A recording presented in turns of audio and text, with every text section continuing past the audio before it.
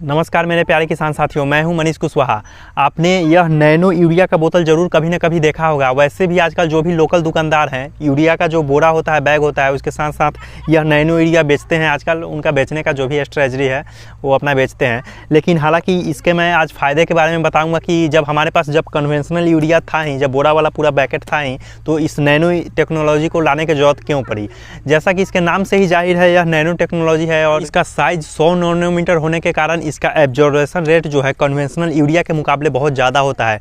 Conventional urea जैसा कि अगर आप अपने फसल में, गेहूं में या किसी चीज़ में कन्वेंशनल यूरिया जब छींटते हैं तो बहुत सारा उसमें बर्बाद चला जाता है, क्योंकि उसका दाना बहुत मोटा होता है। और जब आप छींटते हैं तो वह 30 से 40% ही जो फसल होता है हमारा, वह उसको एब्जॉर्ब कर पाता है। बाकी का वेस्ट हो जाता है, जो टॉक्सिक के रूप में ज़मीन के अंदर चला जाता है और हमारे पानी को भी ख़राब करता है।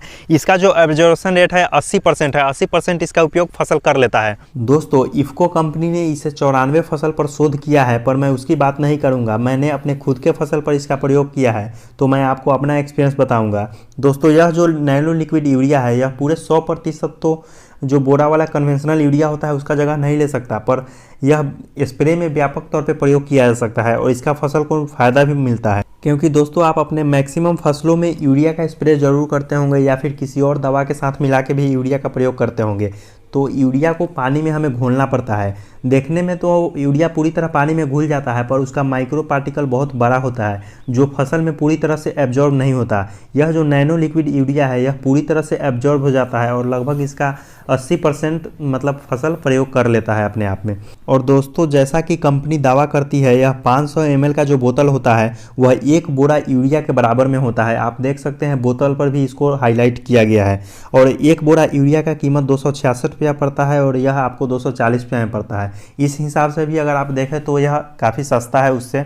और एक बोरा अगर यूरिया आप स्प्रे करने के लिए पानी में घोलते हैं तो घोलने में काफ़ी मेहनत लगता है। उस हिसाब से अगर देखा जाए तो यह काफ़ी आसान है और यह मतलब कहीं ले जाने ले आने में भी बहुत ईजी है।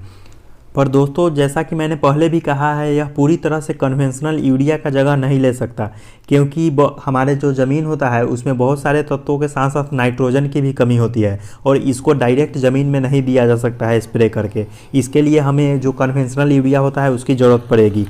बाकी इसके और टेक्निकल फ़ायदे तो अभी तक आपने सुन ही लिए होंगे, क्योंकि इफ़को कंपनी इसका बहुत ज़्यादा प्रचार प्रसार कर रही है। और इफ़को कंपनी कोऑपरेटिव कंपनी है, जिसके कारण किसानों को इस पर विश्वास भी है। पर मेरे किसान साथियों, जैसा कि हर एक सिक्के के दो पहलू होते हैं, चूँकि नैनो टेक्नोलॉजी नई नई आई है, इसलिए इफ़को कंपनी दुकानदारों को इस प्रोडक्ट को बेचने पर ज़्यादा मार्जिन दे रही है। इसलिए जो लोकल दुकानदार हैं, यूरिया का बोरा खरीदने पर साथ में यूरिया का जो इफ़को का नैनो टेक्नोलॉजी वाला जो बोतल है उसको खरीदने पर भी किसानों पर दबाव बना रहे हैं।